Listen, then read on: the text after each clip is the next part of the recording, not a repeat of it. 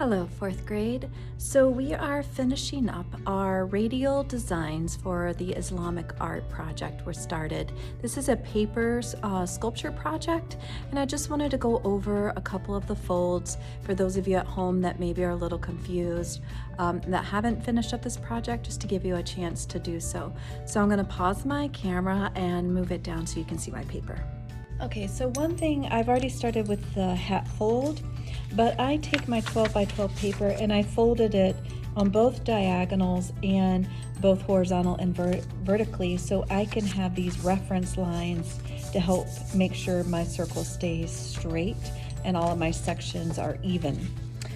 So I'll review the hat fold for you one quick time. This paper's been folded a lot of times, that's why I'm using it. This is 2" by 2" origami paper. This is actually just construction paper that's been cut. But origami paper is much better because it's really thin. I'll show you a sample of origami paper.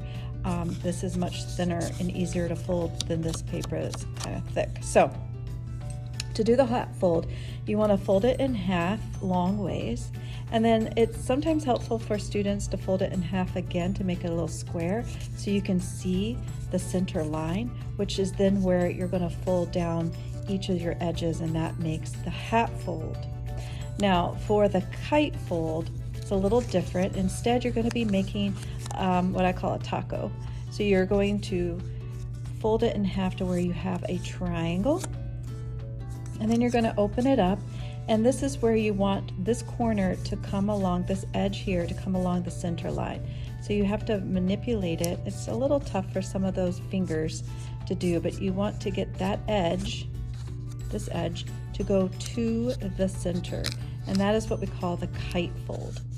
Now once you have all of your papers folded, you will see how to line those up with your center. So for example, with these kite folds, I could put them, let me get some more folded, I could put them on the edges now of my yellow.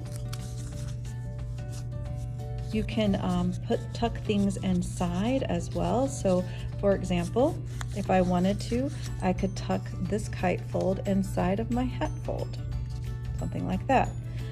But whatever you decide to do, make sure it is the same all the way around your design. Don't do something in one section and do something different in another. If you're going to change your colors, make sure there is an obvious pattern to the change. In other words, if you do white, blue, white, blue, white, blue, but don't do white, blue, green, yellow, it has to have a pattern.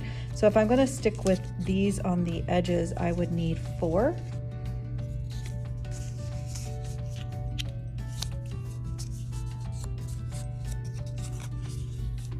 And you would just continue to build this up.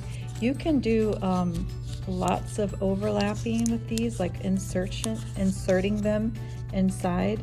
So for example, if I had another one of these and I wanted to do another hat fold, I could just tuck that right inside there and keep going with those colors and build them up. So you really want to make an elaborate, almost like a snowflake design for this radial Islamic art paper sculpture. So I hope that helps, and I hope you enjoy. Take care. Bye-bye.